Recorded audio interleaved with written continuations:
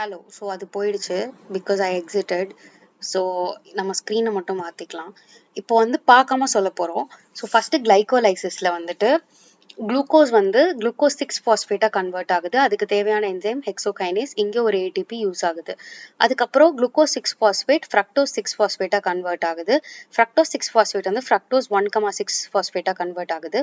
அதுக்கு தேவையான என்சைம் வந்து ஃபாஸ்போஃப்ரக்டோகைனேஸ் 1. ஸோ இந்த இடத்துலையும் ஒரு ஏடிபி வந்து யூஸ் ஆகுது. அப்புறம் இந்த ஃப்ரக்டோஸ் 1,6 பிஸ்பாஸ்பேட் வந்துட்டு கிளிசரால்டிஹைட் 3 ஃபாஸ்பேட்டாக கன்வெர்ட் ஆகுது. கிளிசரால்டிஹைட் 3 ஃபாஸ்பேட் வந்துட்டு 1,3 பிஸ் ஃபாஸ்போகிளிசரேட்டாக மாறுது. இந்த 1,3 பிஸ் ஃபாஸ்போகிளிசரேட் வந்துட்டு 3 ஃபாஸ்போகிளிசரேட்டாக மாறுது. 3 ஃபாஸ்போகிளிசரேட் வந்துட்டு 2 ஃபாஸ்போகிளிசரேட்டாக மாறுது. அந்த 2 ஃபாஸ்போகிளிசரேட் வந்துட்டு பைருவேட் ஃபாஸ்போஈனால் பைருவேட் பெப்பாக மாறும். அந்த பெப் வந்துட்டு கடைசியில் பைருவேட்டாக மாறும். இந்த ஸ்டெப்ல 2 ஏடிபி வந்து நமக்கு கிடைக்குது. அதுக்கப்புறம் மேலே வந்துட்டு பிஸ் 1,3 ஃபாஸ்போ பிஸ் கிளிசரேட் வந்து 2 ஃபாஸ்போகிளிசரேட்டா 3 ஃபாஸ்போகிளிசரேட்டா மாறுறப்ப 2 ஏடிபி வந்து வருது. I think that is the process. 1,3 பிஸ் ஃபாஸ்போகிளிசரேட் கரெக்ட் தான். ஸோ யா, இதுதான் வந்துட்டு இந்த விஷயம். ஸோ இதுவே அனரோபிக்கா இருந்தது அப்படின்னா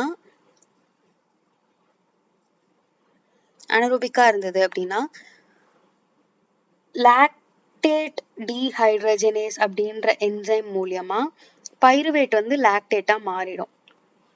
tissue smooth muscle, skeletal muscle, erythrocytes இதெல்லாம் வந்துட்டு இது யூஸ் ஆகுது. கிளைகோலைசிஸை ரெகுலேட் பண்றது 3 என்சைம்: ஹெக்ஸோகைனேஸ், ஃபாஸ்போஃப்ரக்டோகைனேஸ் 1, அப்புறம் பைருவேட் கைனேஸ். இதை தவிர இன்சுலின், குளுக்காகான், அப்புறம் எபினெஃப்ரின், நாரெபினெஃப்ரினும் இது வந்து இன்ஃப்ளூயன்ஸ் பண்ணுது. ஸோ இதுதான்.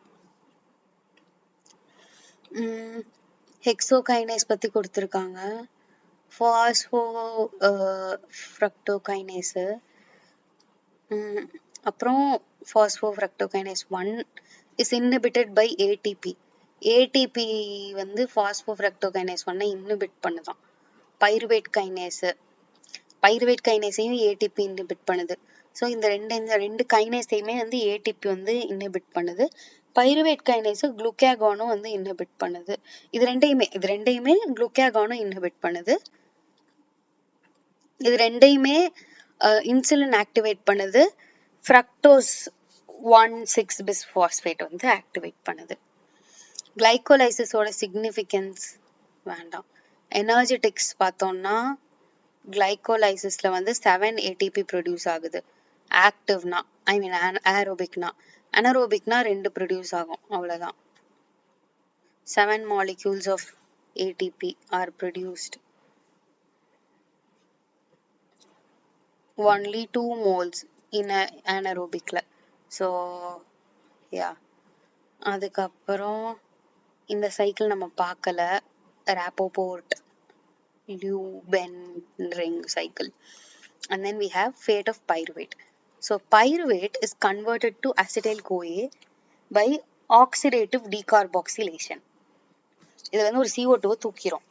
This step occurs only in mitochondria. அதனால தான் நம்ம பைருவேட்டை மைட்டோகாண்ட்ரியாக்குள்ள டிரான்ஸ்போர்ட் பண்ற மாதிரி வரும்.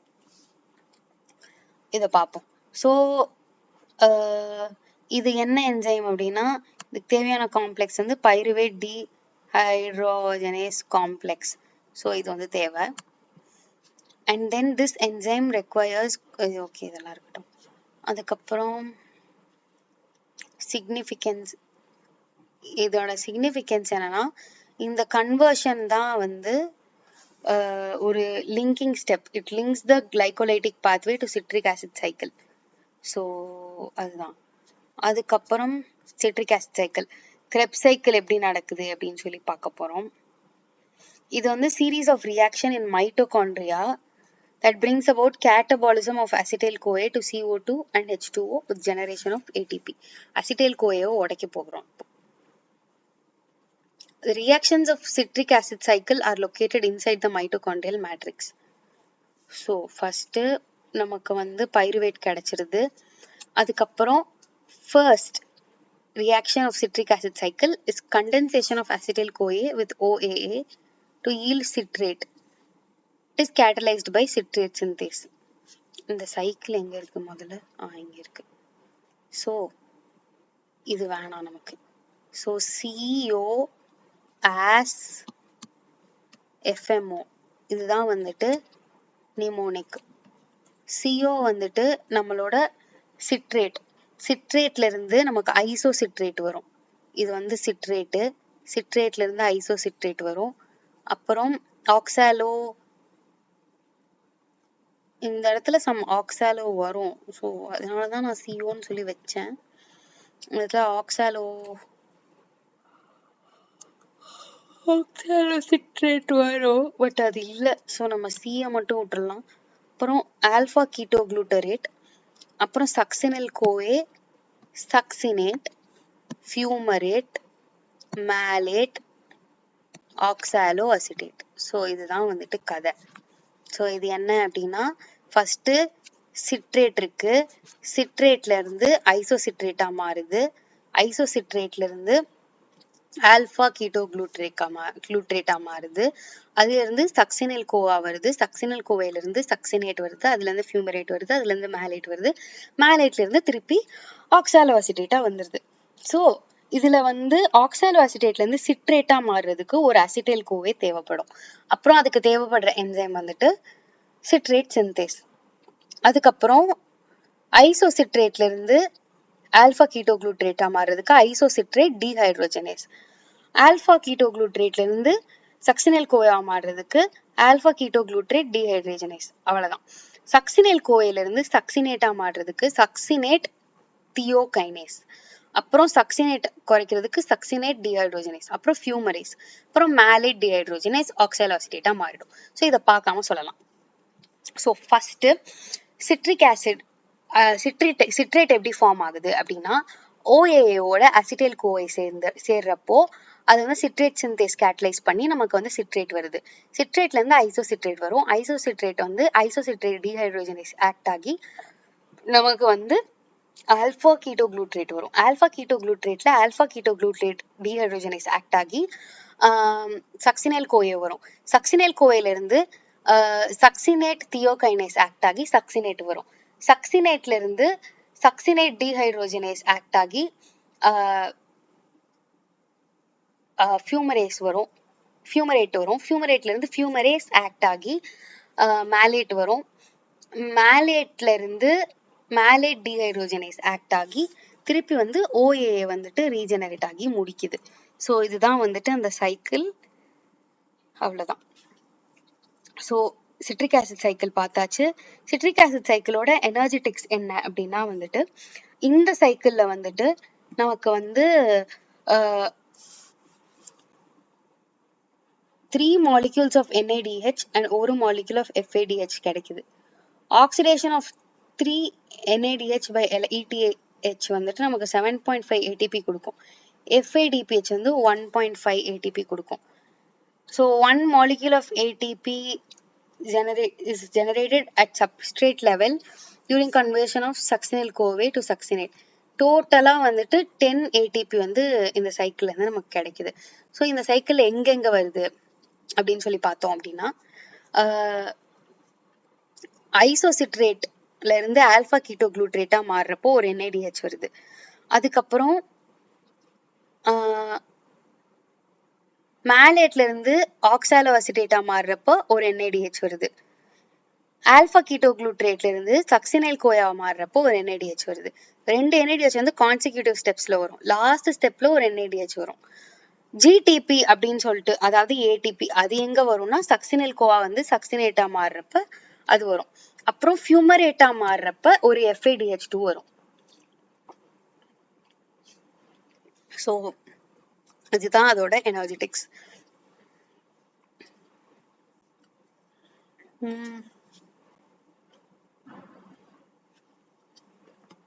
Regulation. citrate synthase, isocitrate dehydrogenase, alpha ketoglutarate dehydrogenase. ரொம்ப easy. So இவங்க தான். Activities of these enzymes are dependent on energy status of the cycle. Excess of ATP, NADPH and succinyl-CoA which signals the high energy status of the cell inhibits the cycle. என்னதான் energy அதிகமா இருக்குல்ல, so energy தேவையில்லை. High level of ADP which levels low energy status of the cell stimulates the operation. That is it. அதுக்கப்புறம் we have gluconeogenesis. Gluconeogenesis பேசிக்கா என்னன்னா நான் carbohydrate substance எல்லாத்தையும் கார்போஹைட்ரேட்டா மாத்தும், அதாவது குளுக்கோஸா மாத்தும். குளுக்கோஸா மாத்தினதுக்கு அப்புறம் இந்த குளுக்கோஸ் வந்து நம்மளோட கிளைகோலைசிஸ்க்கோ இல்ல டிசிஏக்கோ போய் எனர்ஜி ஜெனரேட் ஆகும். ஸோ இதுதான். இதுக்கு வந்து மேஜர் சப்ஸ்ட்ரேட்ஸா இருக்கிறது வந்துட்டு lactate, glycerol, glucogenic amino acids and propionate. அதுக்கப்புறம் intermediates of citric acid. Lactate is formed from the glucose by anaerobic glycolysis in the muscle. It is transported to the liver by Cori's cycle and it is converted to glucose by gluconeogenesis. அடுத்து glycerol. Glycerol is formed in the adipose tissue by hydrolysis of triacyl glycerol. Glycerol cannot be utilized by adipose tissue. So அதனால it is delivered to the liver where it is converted to glucose. அப்புறம் glucogenic amino acids இதெல்லாம் வந்துட்டு converted to pyruvate which is then converted to glucose by gluconeogenesis. அப்புறம் propionate, fatty acids with odd number of carbons and carbon skeleton of some amino acids produce propionate. இது propionate வந்துட்டு citric acid cycle வழியா succinyl-CoA மாறிட்டு அதுக்கப்புறம் உள்ள வந்து நுழையும். So location இது எங்க நடக்குது அப்படின்னா சைட்டோசால்ல தான் நடக்குது. சில ப்ரிகர்சர்ஸை வந்துட்டு நம்ம மைட்டோகாண்ட்ரியால ப்ரொடியூஸ் பண்றோம். Liver is the major tissue of gluconeogenesis. During starvation, kidney is also capable of making glucose by gluconeogenesis. So இது லிவர்லையும் கிட்னிலையும் மட்டும்தான் நடக்குது, வேற எங்கேயும் நடக்காது. அதுக்கப்புறம் certain enzymes are required which are only present in these organs. So அதுக்கப்புறம்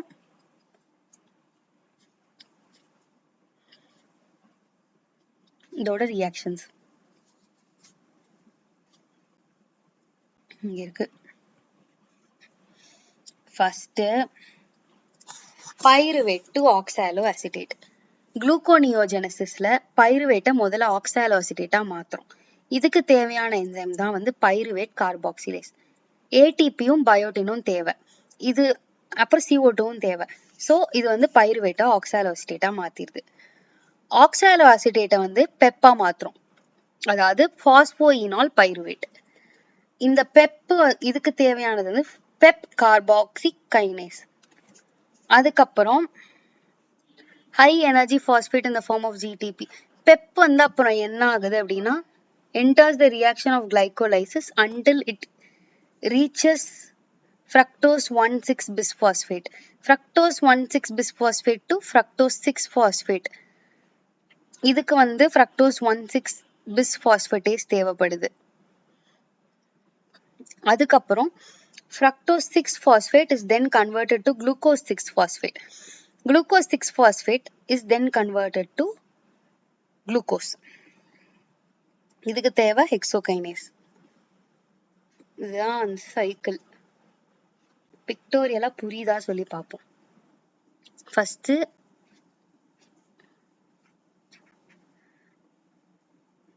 glucose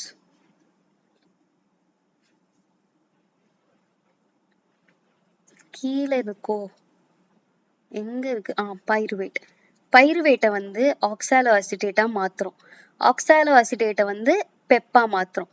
பெப்ல இருந்து திருப்பி மேல நேரால போகுது, நேரா மேல போகி fructose 1,6 bisphosphate வருது. அதுக்கப்புறம் fructose 6-phosphate வருது. அதுக்கப்புறம் glucose 6-phosphate and then we get glucose. இதுக்கு தேவையான என்சைம்ஸ் பார்த்தோம் அப்படின்னா பைருவேட்டா ஆக்சாலோ அசிட்டேட்டா மாத்துறதுக்கு பைருவேட் கார்பாக்சிலேஸ் தேவை. அதுக்கப்புறம் ஆக்சாலோ அசிட்டேட்டை பெப்பா மாத்துறதுக்கு பெப் கார்பாக்சி கைனேஸ் தேவை. பெப் கார்பாக்சி கைனேஸ், இங்க கார்பாக்சிலேஸ் கார்பாக்சி கைனேஸ். அதுக்கப்புறம் மேல நேரா வந்து போகும். ஸோ இது எங்க பார்த்தோம்? அதுக்கப்புறம் பெப் வந்து திருப்பி மேல போய் ஃப்ரக்டோஸ் 1,6 பிஸ்பாஸ்பேட்டா மாறும். ஸோ இதெல்லாம் நம்ம எழுதிடலாம். இங்க தேவையான என்சைம்ஸ் வந்து pyruvate carboxylase, phosphoenol pyruvate carboxy kinase, அப்புறம் fructose 1,6 bisphosphatase, glucose 6 phosphatase. Glucose 6 phosphatase தான் வந்துட்டு குளுக்கோஸ் 6 பாஸ்பேட்டை குளுக்கோஸா மாத்துது. ஆமான்னு நினைக்கிறேன். குளுக்கோஸ் 6 பாஸ்பேட்டேஸ்னு ஒரு enzyme.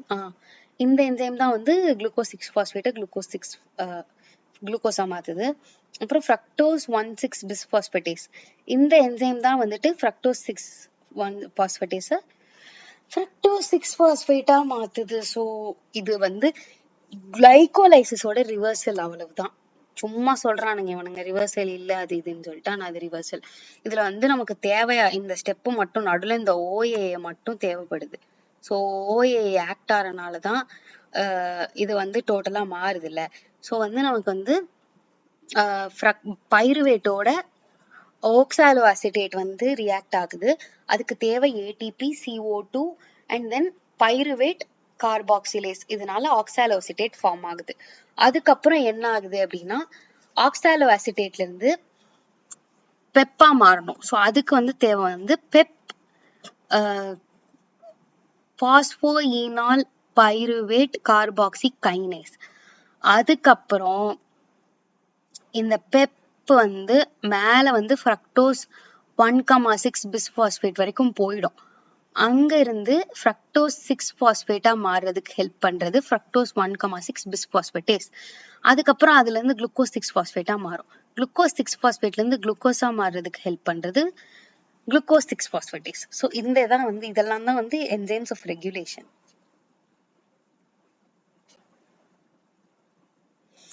Hormone glucagon and epinephrine stimulate glyconeogenesis while insulin inhibits glyconeogenesis. Common sense use பண்ணாலே கண்டுபிடிச்சிடலாம். குளுக்கோனியோஜெனிசிஸ் யூஸ் பண்ணி குளுக்கோஸ் வந்து ஃபார்ம் ஆகுறது. குளுக்கோஸ் ஃபார்ம் ஆகுறதுன்னா பிளட்ல வந்து குளுக்கோஸ் அதிகமாகும்னு சொல்லி அர்த்தம். ஆனா இன்சுலின் என்ன பண்ணும்னா பிளட்ல வந்து குளுக்கோஸை குறைக்கும். அதனால இன்சுலின் வந்து குளுக்கோனியோஜெனிசிஸை இன்ஹிபிட் பண்ணுது. லைக் இன்சுலின் இன்ஹிபிட் அப்படின்னு ஞாபகம் வச்சுக்கலாம் குளுக்கோனியோஜெனிசிஸ்க்கு. அதே வந்து குளுக்காகோனுக்கும் எபினெஃப்ரினுக்கும் ஆப்போசிட்டான ஆக்ஷன் இருக்கும். ஸோ அதனால அது வந்து ஸ்டிமுலேட் பண்ணுது. ஸ்டார்வேஷன் அப்புறம் டயாபெட்டிஸ் மெலைட்டஸ்ல வந்துட்டு high level of glucagon stimulates gluconeogenesis. However, in well-fed states, insulin suppresses the gluconeogenesis. Pyruvate carboxylase இதெல்லாம் ஓகே வேணாம். அப்புறம் காரி சைக்கிள் ஒரு லாக்டிக் ஆசிட் சைக்கிள். இது வந்து இதுக்கு சைக்கிள் பிக்சரே காணும். இங்க இருக்கு. ஸோ லிவர்ல இருந்து குளுக்கோஸ் வந்து மசில்ல வந்து குளுக்கோஸ் வந்து லாக்டேட்டா கன்வெர்ட் ஆகி இருக்கா, அந்த லாக்டேட் வந்து லிவருக்கு போகும். லிவருக்கு போறப்ப அது திருப்பி வந்து பைருவேட்டா கன்வெர்ட் ஆயிடும்.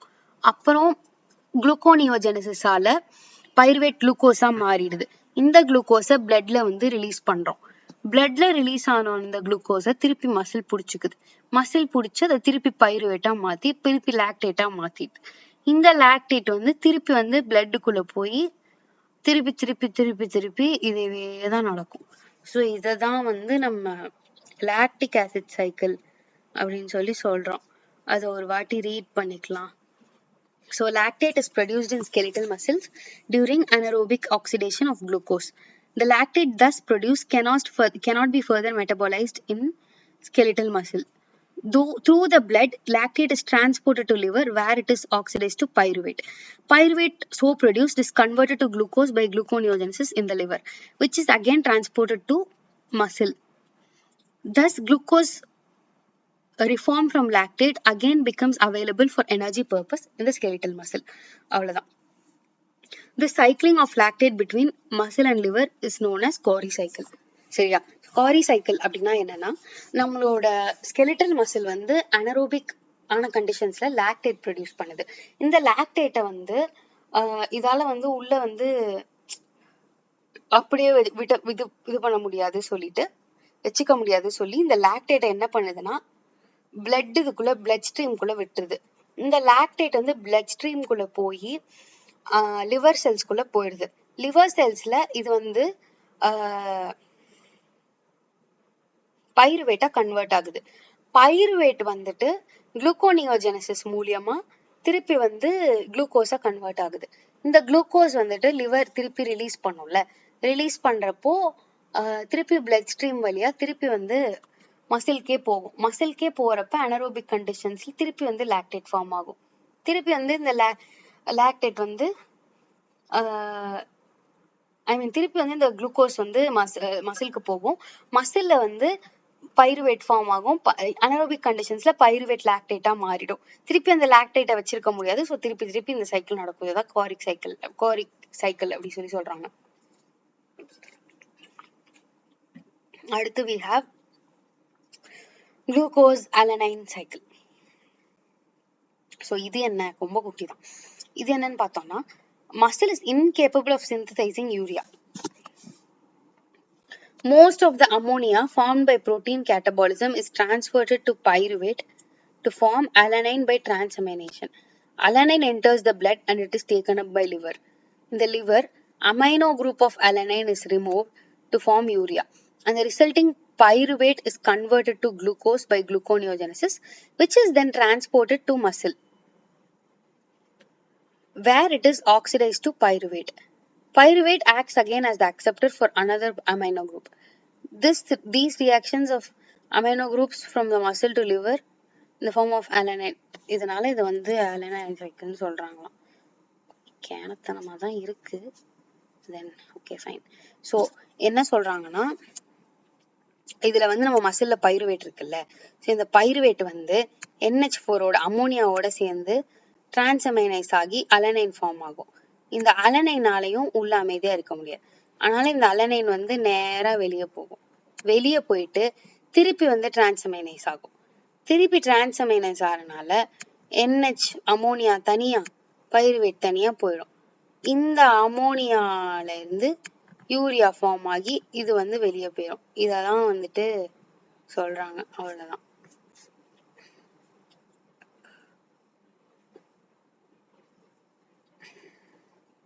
கிளைகோஜன் மெட்டபாலிசம் இந்த கன்றாவிய நேத்து தான் நம்ம படிச்சிருப்போம். ஸோ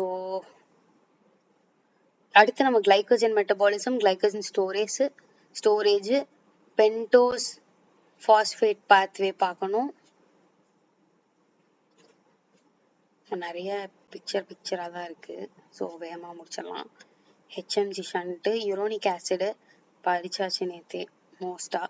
கேலக்டோஸ் மெட்டபாலிசம் மார்னிங் படித்தோம். எதுவும் ஞாபகம் இல்லைனா அது ஒரு பிரச்சனை.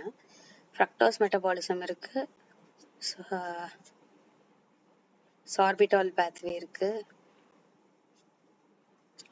ஐயோ அடுத்து ஒரு பெரிய தலைவலி இருக்கு. அது ஆனால் படிச்சிட்டோம். ஸோ ப்ராப்ளம் இல்லை. Diabetes mellitus. அதுக்கப்புறம் கோஸ் டாலரன்சஸ்லாம் இன்னைக்கு தான் படித்தோம். ஸோ அதை படிச்சிடலாம். நானும் இன்னும் நிறையா இருக்குது கைஸ். ஸோ அப்கமிங்கில் இன்னொன்று பண்ணுறேன் இது மாதிரி.